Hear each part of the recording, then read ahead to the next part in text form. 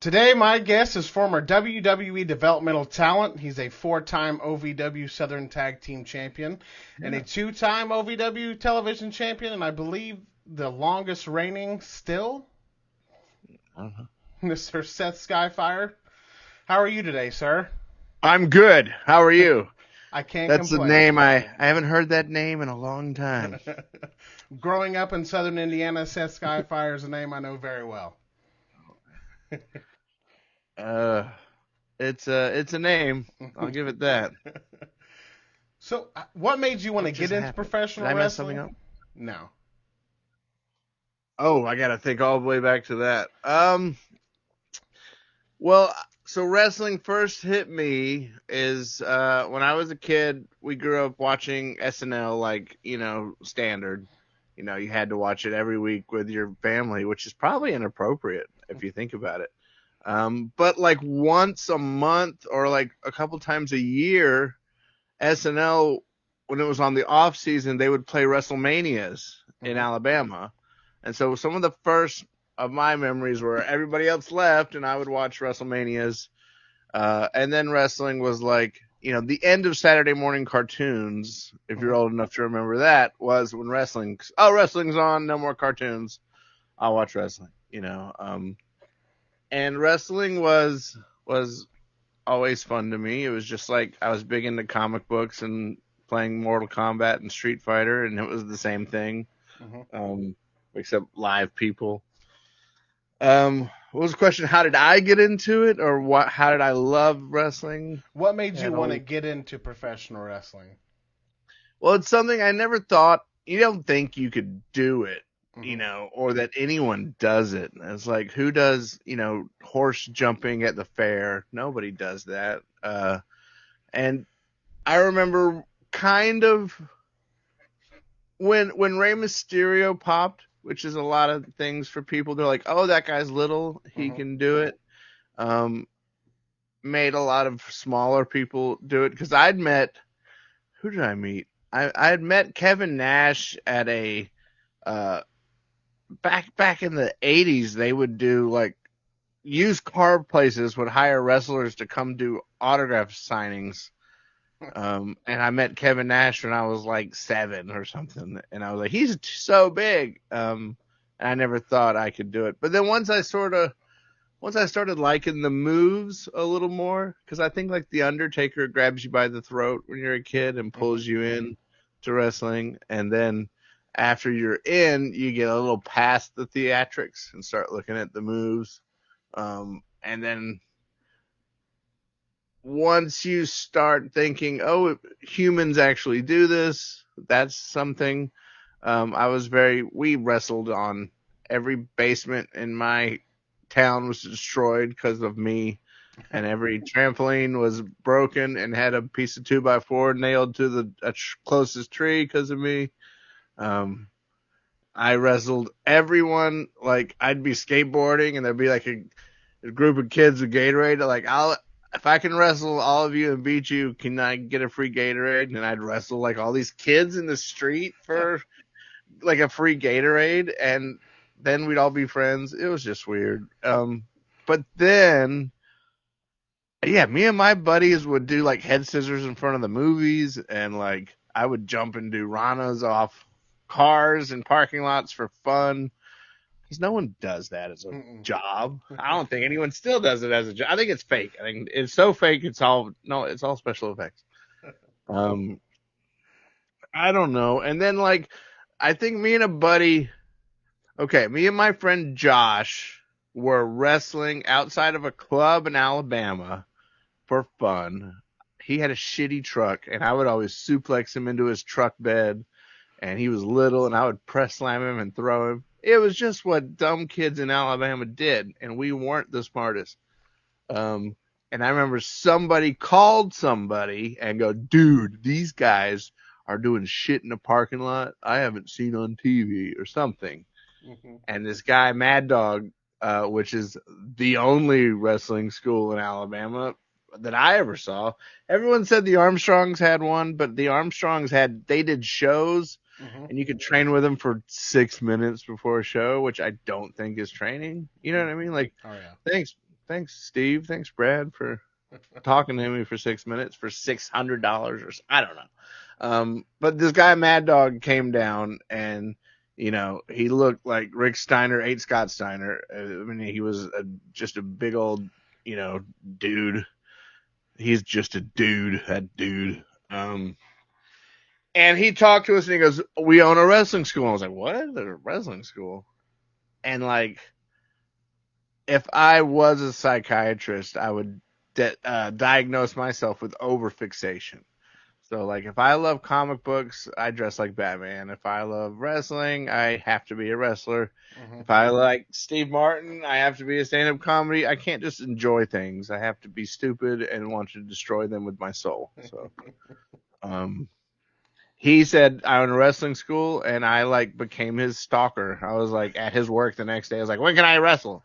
I want to be in a ring. I'm ready to go." And I went to his wrestling school, which I guess was $1,000 for 10 sessions or something like that. Hmm. Which I had watched in slow mode everything so much. I already knew to lock up. I already knew a lot of the moves. I didn't figure out this is getting a little inside. Sorry, pulling back the veil.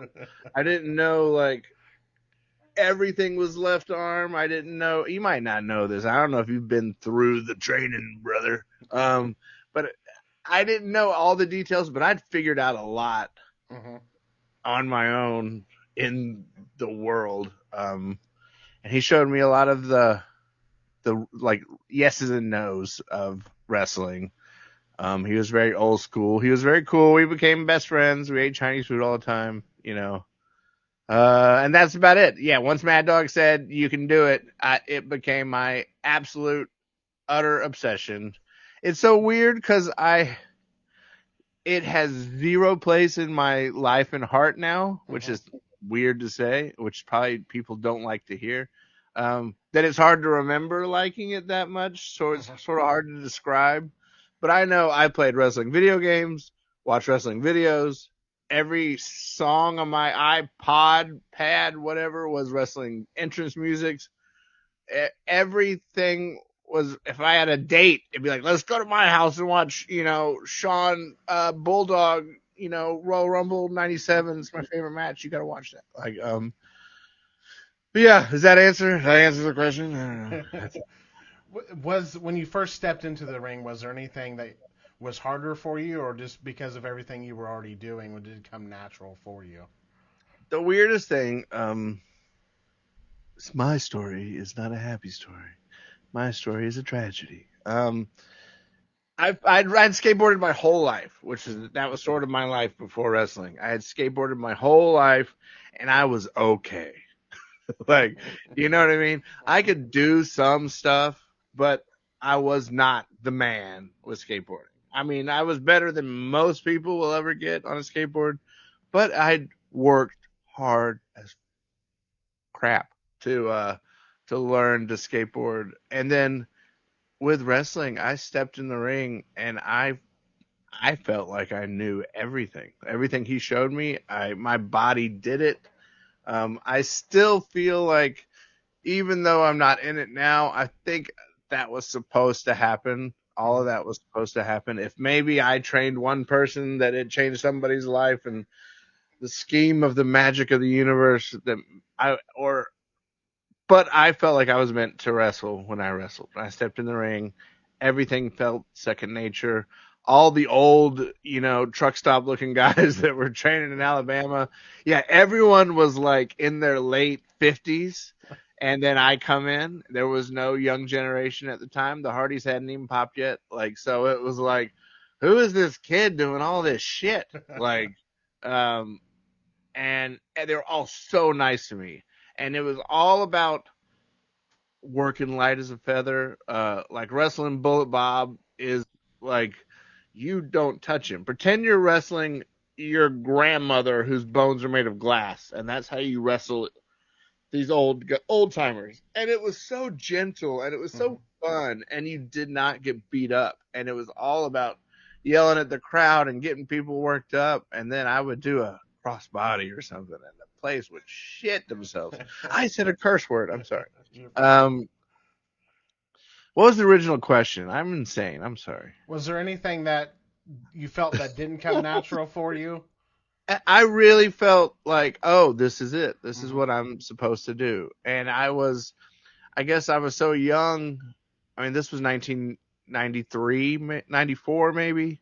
And I was so young that I was like, oh, I didn't even know what arrogant was or ego was. And all I knew was watching Shawn Michaels. So I would try to talk like Shawn Michaels, and anyone talk to me, I would kind of hop and do this little thing and say, I'm the best there is. I'm the best there's ever going to be. And you're going to shut your mouth.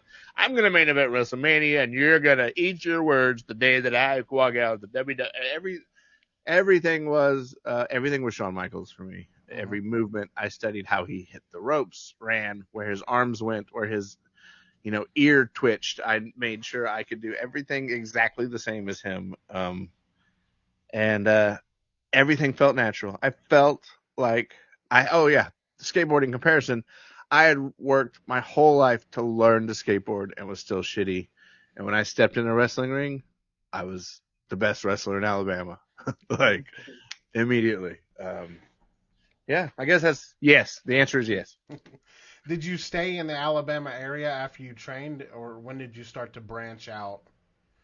Well, and it's a different sort of time. You hear about up north, all these people going to all these promotions, and in Alabama, there was Action Mike Jackson, there was the Armstrongs, there was a little place in Jackson, Georgia, and there was Mad Dogs, the guy who trained me, GCW. You'd hear about promotions, but the promotions were 11 kids and their friends in a backyard or something that maybe got a ring. And I worked for some of those guys. But branching out wasn't really an option because I'm still a junior in high school too, but branching out, it wasn't really a deal, but I wrestled everywhere I could go. I trained probably 4 days a week. I wanted to look like a TV star. I was the first of my buddies to get he got tights made. Oh my God. I had tights made. I had real boots. I bought a pair of boots from Dan that he supposedly bought from a guy that bought from a guy that bought from Junkyard Dog that were owned by Ric Flair once. I think I gave those boots to Joey Mercury once. I'm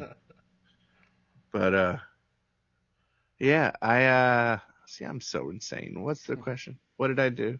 When did you start getting your name out there? Well, I quickly was, I guess, in Birmingham, Alabama, which is city. In Alabama, that's a city. In the city time, I became kind of a big fish in the city. Because I just wrestled so much and wrestled everywhere. But then I didn't go to OVW until I just sort of heard, oh, they've got a beginner class.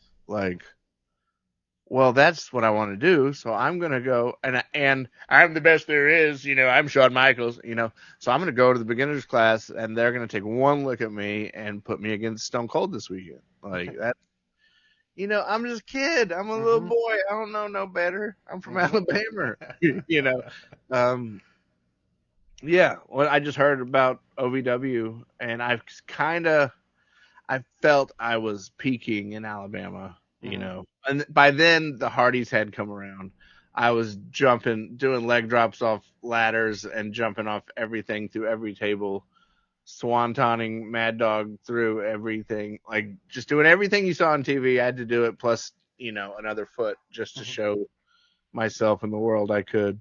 I think about 2000, maybe 2001, I started driving every weekend to the beginner class, which I guess that was branching out to go to the beginner class.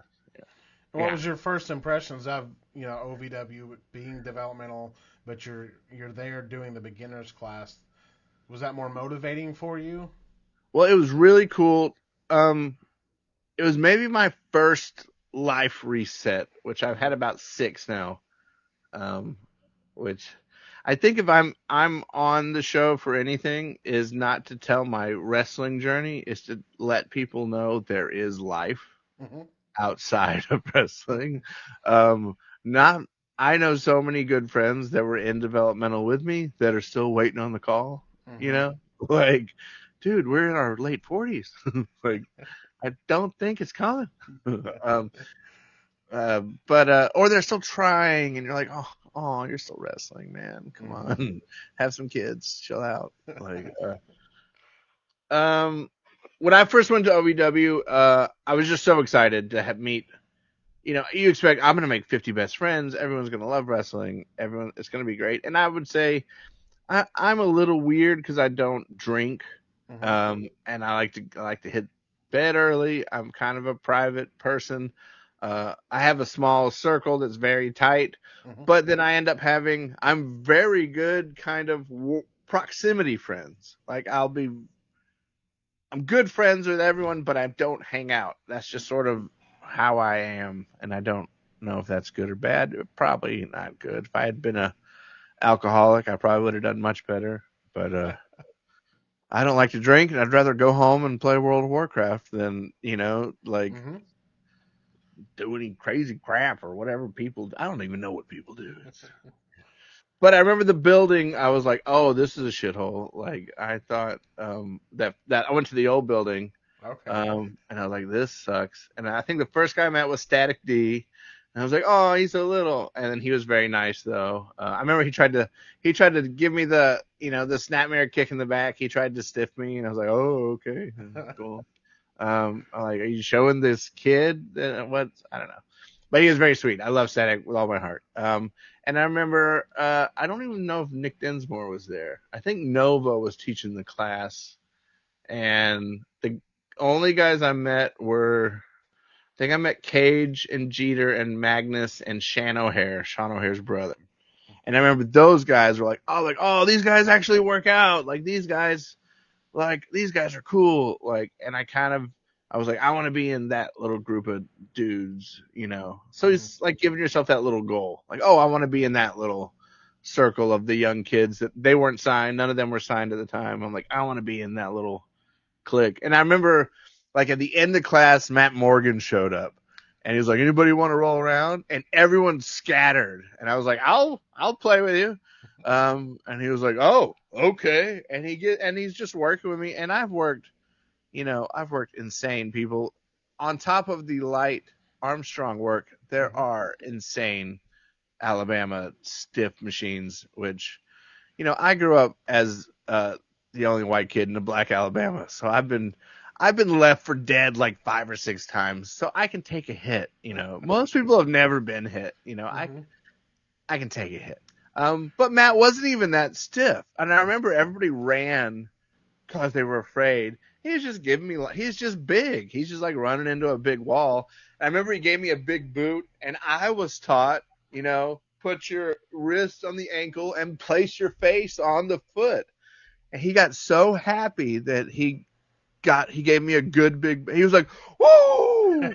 That's how you take a big boot. That's how you take." And then he picked it up, shot me off, gave me another one, and he was so like, I think maybe for him, like people were so afraid of him, or something. I don't know. I never met anyone that was supposed to be stiff that was stiffer than an Alabama clown in overalls or something.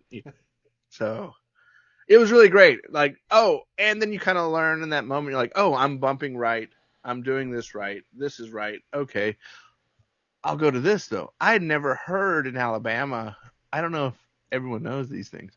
I had never heard the word shine. I'd never heard the word heat. I'd never heard the word comeback. I'd never heard the word, I knew finishes, but no one had ever taught me kind of the basics of psychology.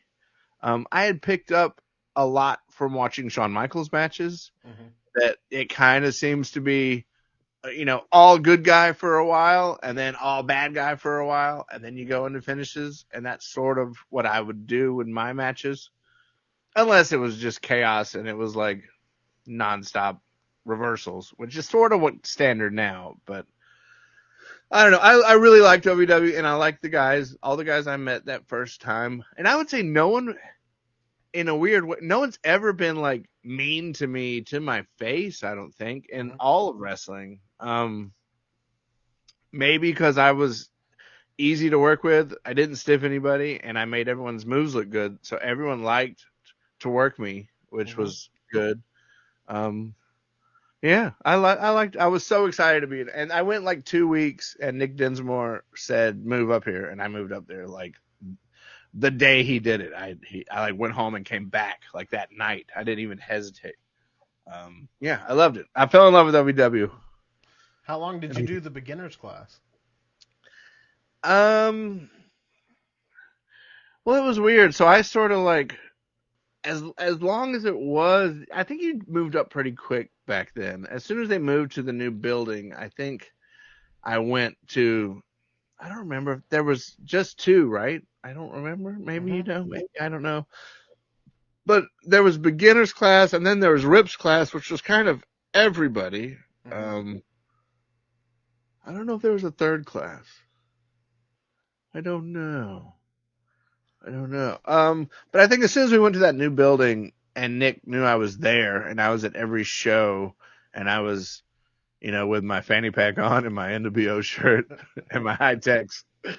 Uh, Yeah, I like Nick Dinsmore very much. He taught me so much. Yeah,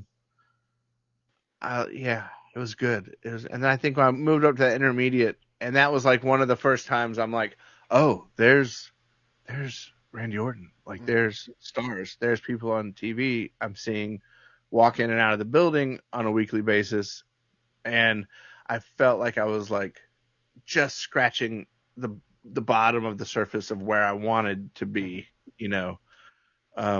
so bad. I wanted it so bad. God, I wanted it so bad. Poor kid. He wanted it so bad. Seth, whoever he is. How was it Um, working with Rip? I loved it. And I was young, when you're young, you're nuclear and you're indestructible. And I love training all day. I love just getting to wrestle with everyone. I love with wrestling, there's like a few things. There's one being original, Mhm. coming up with moves no one's ever seen, which is a lot like comedy. Like so, stand up comedy is what I'm sort of. I guess it's my baby right now, and writing, but it's all kind of. I went to a thing about stand up comedy the other day, and it was like a wrestling show. It was telling you, like, show up early, shake everybody's hand, tell the booker thanks for booking me. I'm like, you're doing a wrestling, like, thing. I loved Rip's class, though. I loved turning. So when every single move becomes second nature, Mhm. that then you can finally start to play. You know what I mean? Mhm. You don't have to think about anything you hear. You can hear it becomes a video game in your head. I don't know if that's for everyone, and I don't. I guess I was never that good because I didn't make it. But I've heard a lot of people say that not everyone thinks the way I do or as fast as I do. Um, but I can take any move. You can tell me three things.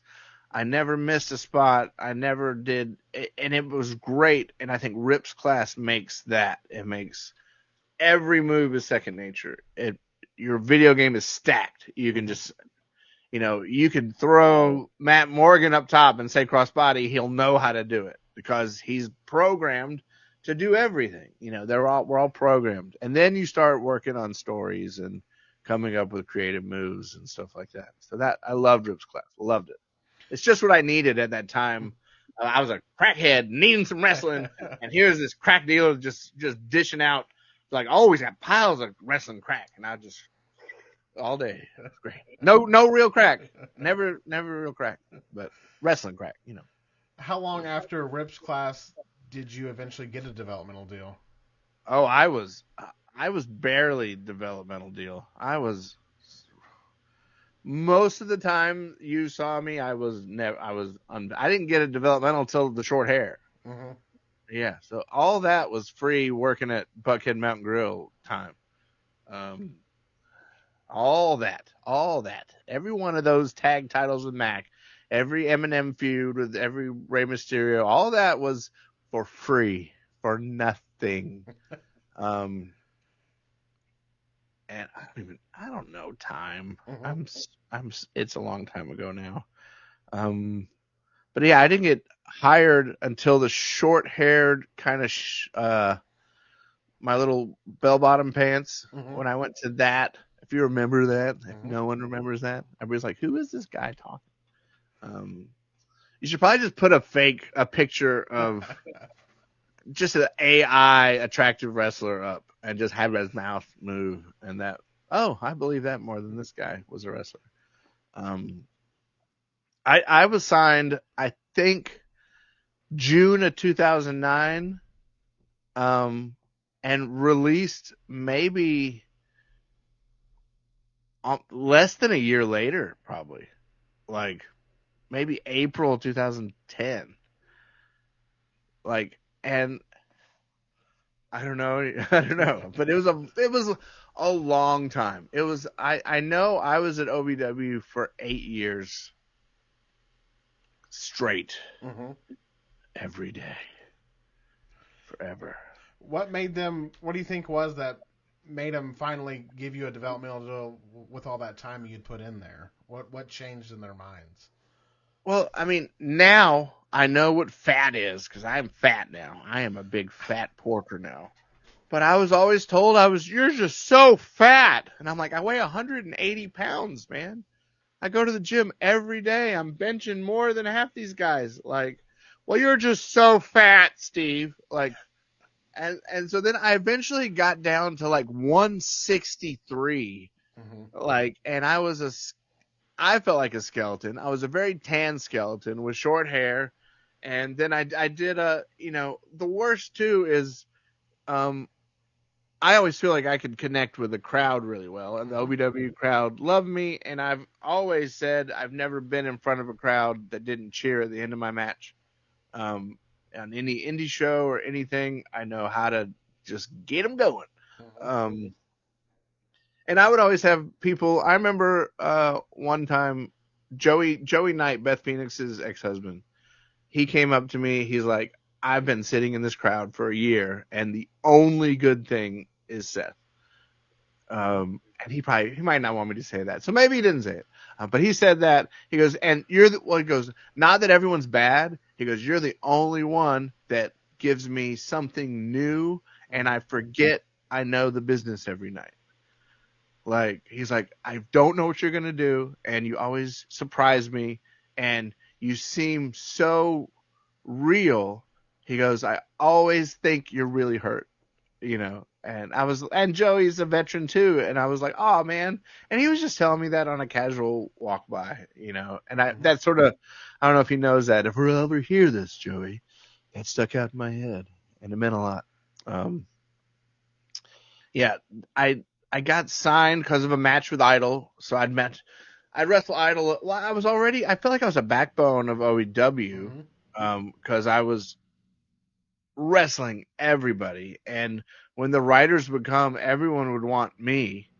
And then, but the writers would come and watch a practice match, and not see how the crowd reacts, and not see how someone, if I'm just looking and doing this, they don't realize, oh, people really are connecting with it. Like, oh no, there's no one there.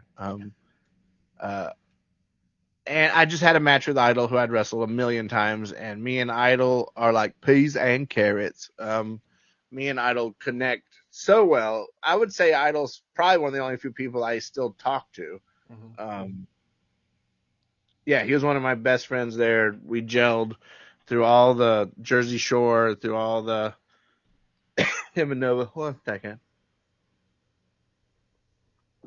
I'm rambling like a psychopath.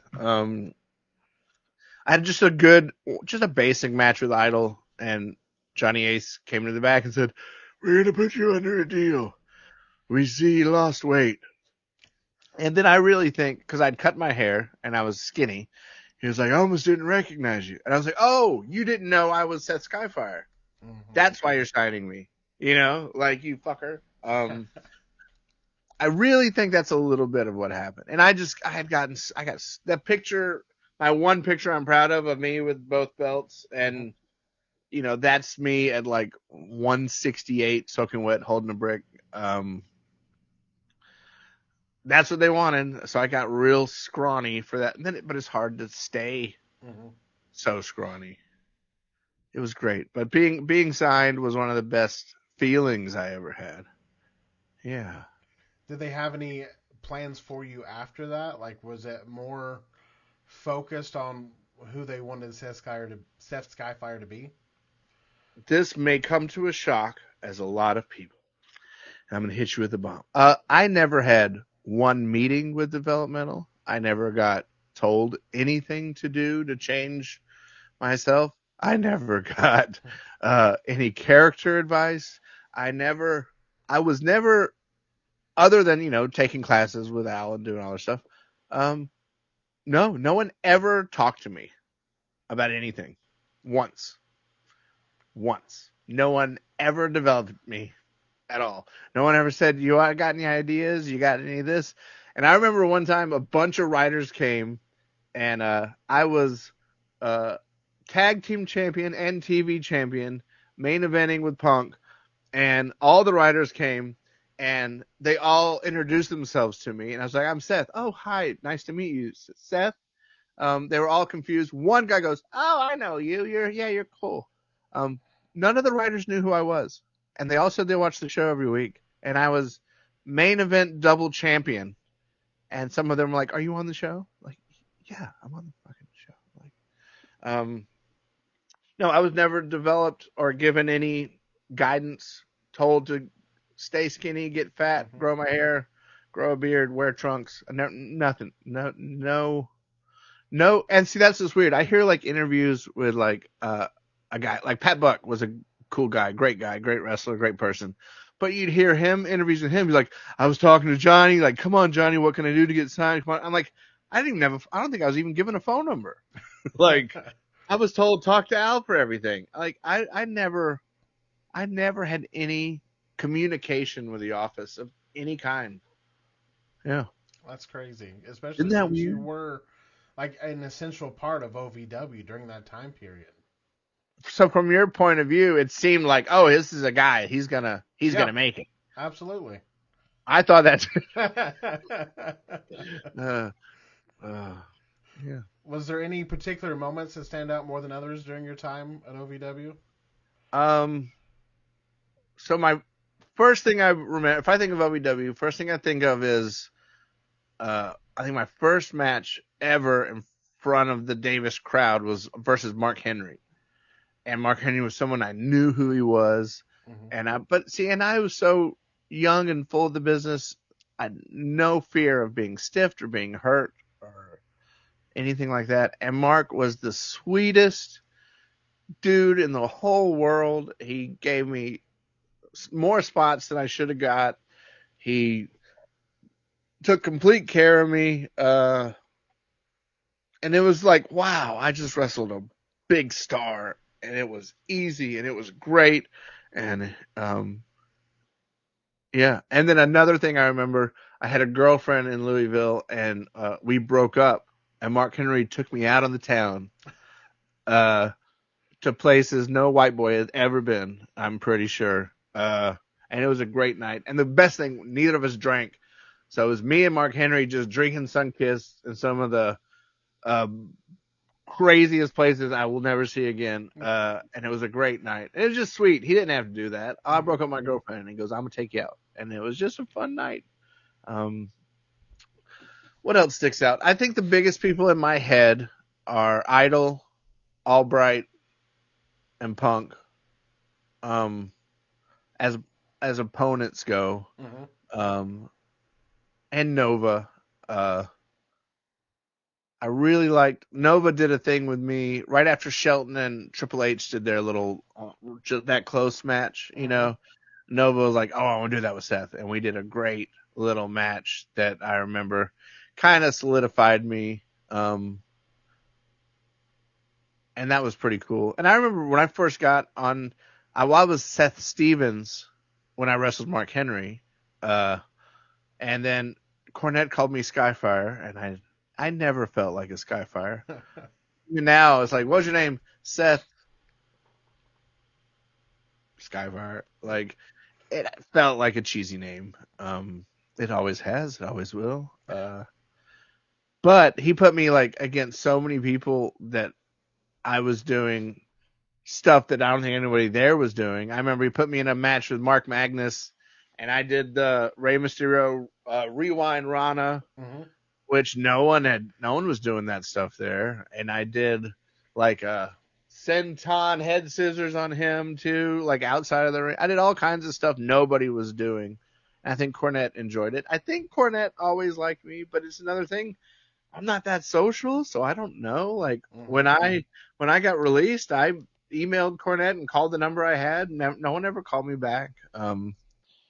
I loved working with Magnus. Me and Magnus had a pretty good run in my early OVWs. Then me and Mac. Mac was always a sweetheart. I love Mac. He's a great partner. It's good to be a tag team. I think they put me with a lot of tag teams to. I don't know if it's to help the other guy or to, I don't know, but I seem to be put with someone new with a lot of talent. And by the time I got to OVW, I'd been wrestling almost 10 years, or 7.5. But I felt like, I've learned things in the trailer parks that no one knows. You know what I mean? Like I've already been through some shit. I remember Mac was great. Albright. Albright is like training a pit bull. You got to like put the glove on and just let him just tear at it, bro. Albright always said, yeah, me and Seth have an understanding where we're real stiff with each other. Yeah, we have an understanding that Albright beat the shit out of me all the time. Oh my God. And luckily I was just tough. I'm a tough little dude, and I'm not a little bitch, so I never went to the back and go, Albright, you broke my jaw. No. The matches looked good, and the matches were hard hitting, but he was also bigger than me. I was a little guy. I can count a dozen times where he knocked me out completely. Like guys in the back would yell at him. They're like, you can't do that to him. He's small. But I was fine with it. But I do have, he was like a big brother, Albright. He was my friend that beat the shit out of me and thought I enjoyed it. I love you, Brent, but fuck, ouch. He had this part of his hand was like a foghorn leghorn chicken. It was like a meat mallet, and he would smack you with it, and it just felt like lightning. Thanks, Brent. Who else did I say? Idol. Me and Idol I would say Idol was my number one dude through all of OVW. Every scenario and story I went through, I had to kind of wrestle Idol on that journey. So it sort of seemed like if I went TV title, I'd wrestle Idol. If I went to a tag team, Idol was in the opposite tag team. It was really great. Nova worked hard to help establish me. Punk was weird. Punk kind of came in at a time that I was working really hard, like thinking I was on a cusp of something, I think. That never happened. Punk came in, and I don't know if we liked each other that much. And I was TV title, and he was world champ. And we were in, I don't remember all the towns. We were in one of the little towns, maybe E-Town or something. And Al just put me and Punk together. And it was like, champ versus champ. We'll do that tonight. And I remember me and Punk, a little more inside, we didn't talk about the match. We sat down, and we talked a little about something to do with Spider-Man. Like, neither of us are big Spider-Man like fans, but we both were talking about a Spider-Man alternate universe. Like maybe Spider-Man had the cosmic powers, and we were not really arguing, but discussing how are we going to get him back to regular Spider-Man. But me and Punk went out there, and I would say we became best friends during that match. He was the first person I met that I didn't have to explain how to do fish in a bucket, if you know what that is, it's a very complex pitting scenario with all these different little things. But I was like, we just did things that I'd have to rehearse with people. and we just did them. We just did every single one of them. We didn't talk much.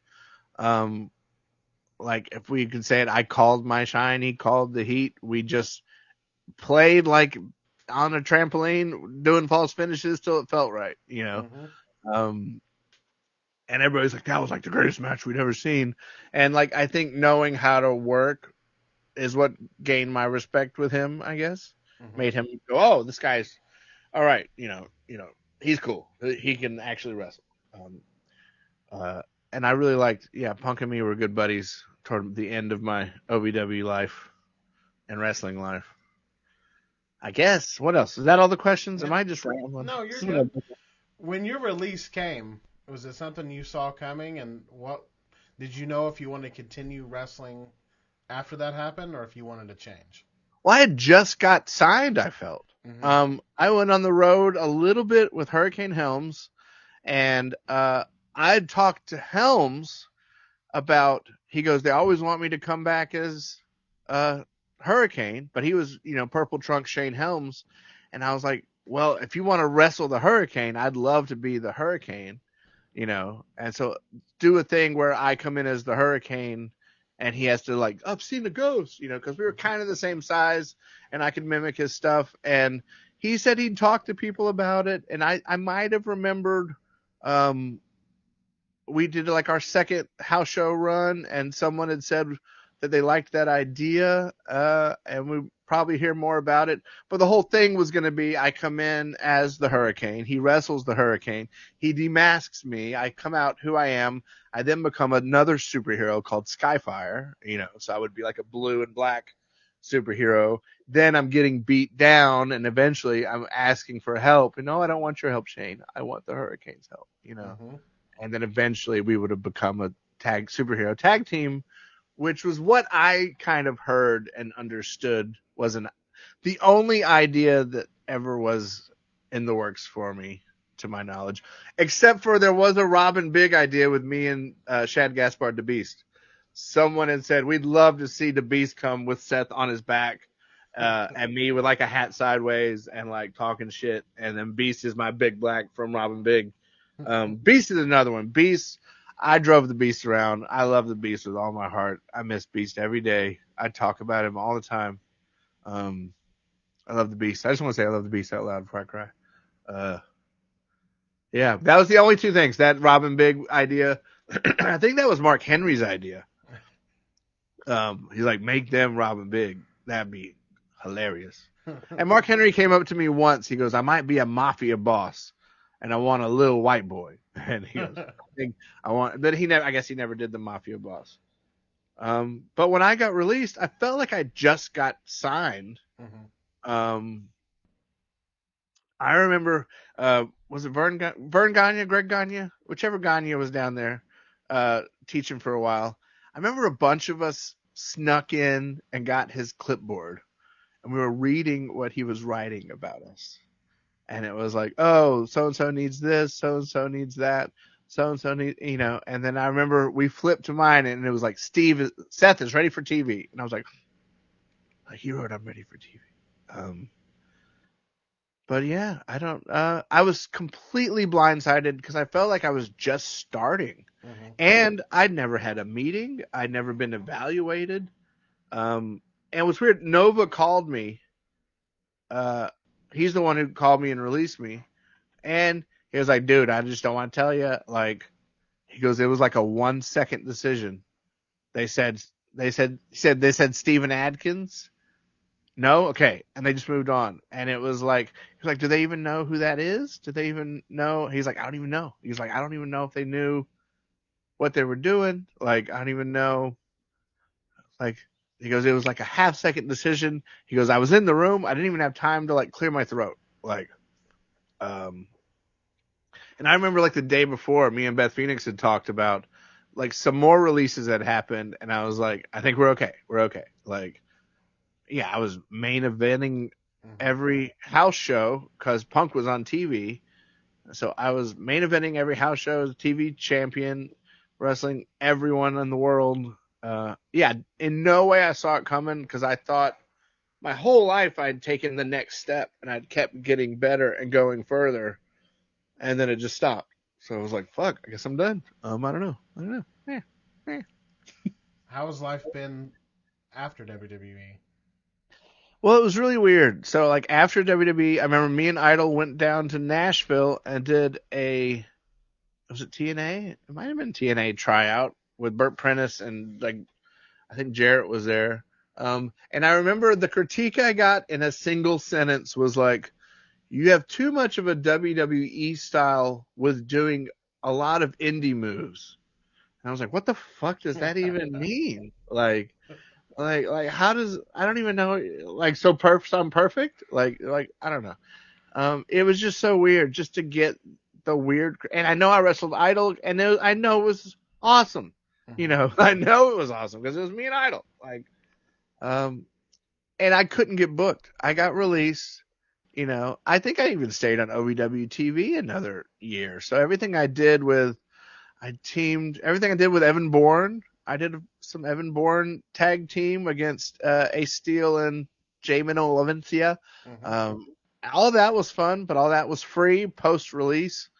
And then it kind of got like I felt like OVW. Everyone I just blinked and overnight everybody I knew was gone. Everybody's gone. I'm still here. I'm not having fun anymore. I'm having to teach the people I wrestle everything because a lot of no offense to a lot of guys who come directly into Rip and come straight up.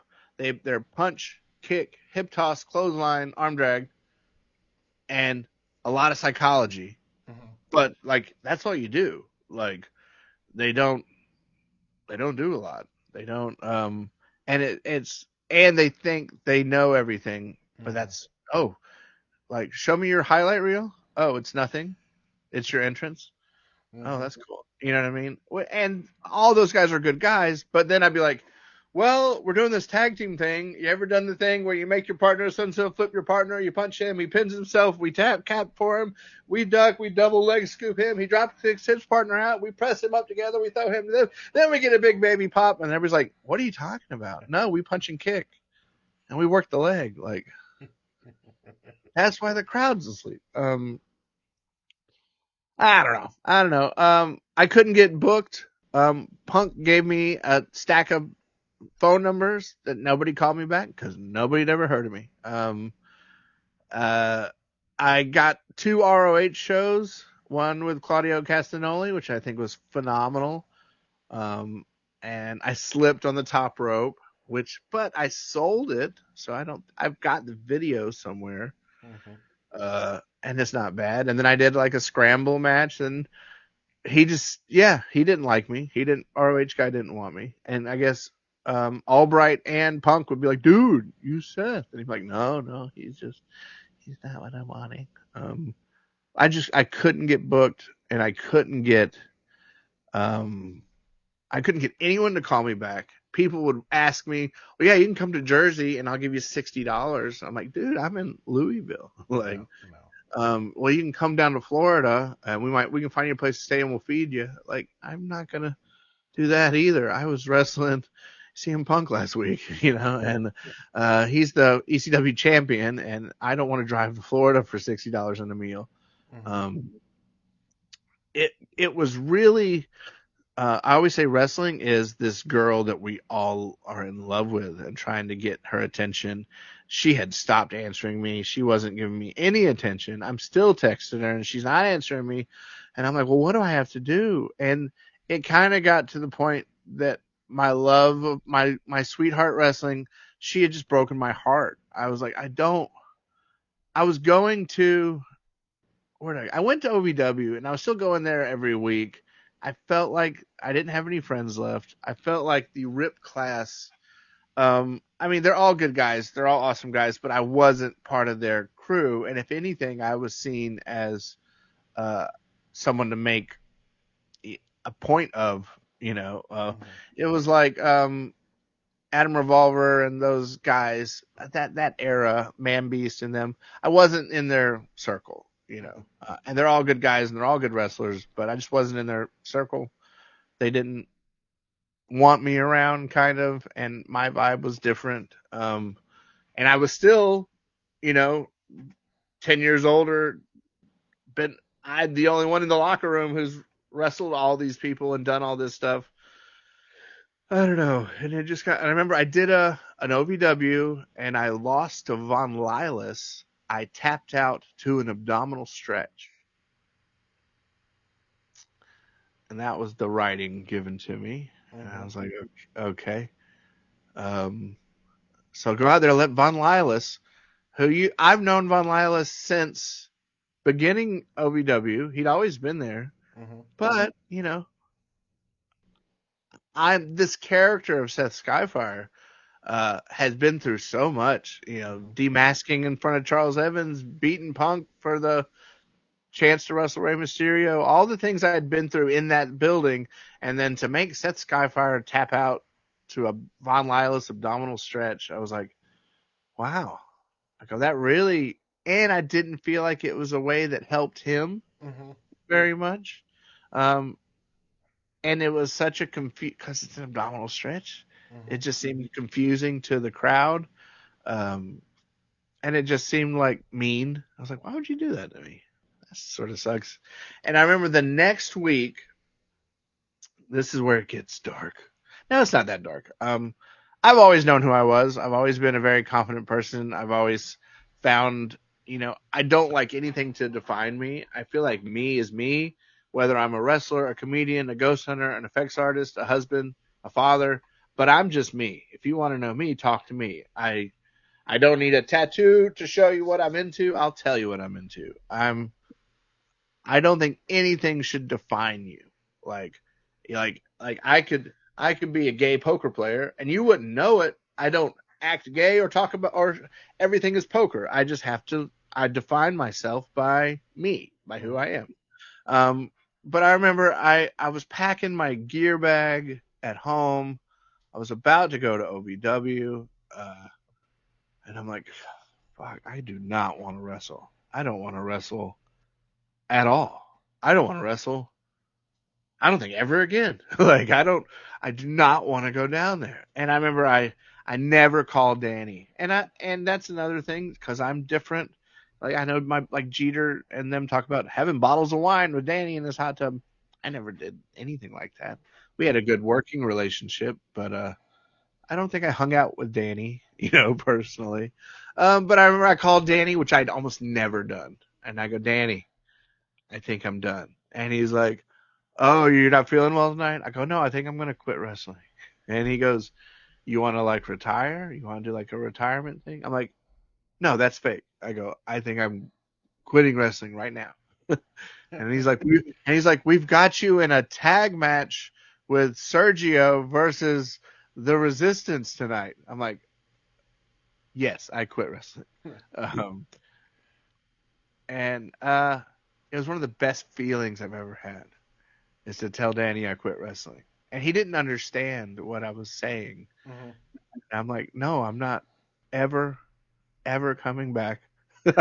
I 100%, I didn't wrestle for probably 5 or 6 years from that moment.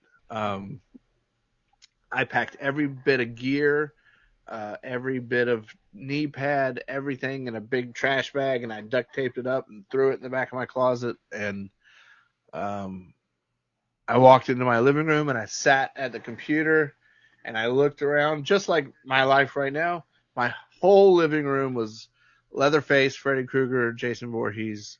I love horror movies. I love special effects. I go, special effects school in the computer. Tom Savini Special Effects School, Pittsburgh, Pennsylvania. Bop, bop, bop, bop. Within an hour, I was enrolled and packing my clothes. And so within an hour of deciding to quit wrestling, I was signed up for special effects school. Because you have to have something driving you. And wrestling, that girl was not calling me back or treating me good. So I had to just delete her number and just move on. So how is life today? Life today is fantastic. It's the best. I have 2 Emmys for special effects for The Mandalorian for Book of Boba Fett and Ahsoka. but we did The Mandalorian and Baby Yoda in Book of Boba. So I got 2 Emmys, no big deal. I've Congratulations. worked on every Marvel movie since Iron Man 3. I've worked on every Star Wars movie, every Star Wars, Mandalorian, Ahsoka, Book of Boba Fett, Obi-Wan. Worked on all that stuff. Worked on Ghostbusters, Afterlife. Worked on the new Superman. Worked on the new Aliens. Worked on the new I, I got totally immersed in another world and have flourished greatly there. On top of, I've done a paranormal investigation show, which is another thing I always loved. And I go, I'm going to start my own ghost hunting show. So I have my own ghost hunting YouTube channel. I went to every haunted place in the country and kind of soiled that out. It was really great to experience that. And then I kind of I've done this. I've ghost hunted. I've finished. I've proven to myself everything I need to know. And then we had a lull in special effects work. And the only thing I'd always wanted to be a comedian. And the only thing I'd never tried was stand up, because I guess I can't talk on the microphone, even though I do it every night. That's another thing. I always said I couldn't talk on the mic. They never asked me to. they and I'm never was shy, and I always have been able to talk, and I'd always do great in promo class at school. But I'd be like, then why aren't you making me? I think they should make every wrestler come out and talk before and after every match, just so it becomes so second nature. Because the stand-up, there's a little fear, but once you pass that, everything's second nature. So I wish they'd push that on me more. So then I would be, and writing. They should push writing. I love writing my material, and I love, I've written 2 movies now. I've written 2 pilots. I'm writing all these little side sketches and stuff. I want to do my own sketch comedy show. I've written 30 sketches that I want to film and do a Chappelle show type show where I do some stand up and I show a sketch, do some stand up, show a sketch. I might do that in LA, maybe before the year's out. But life after wrestling, you do have to realize that there's a million people out there that have never worn a pair of boots, and they're all flourishing and they're all happy.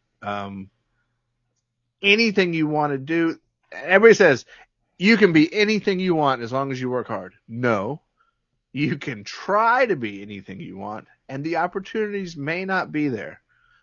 Was I a wrestler? Yes. Could I have main evented WrestleMania? If given opportunity, possibly. But, you have to also know when it's time to change lanes, time to change gears, time to change priority for your mental health, for yourself, for just to live. Life runs out real quick. And like I said, I was meant to wrestle to get me to meet my wife.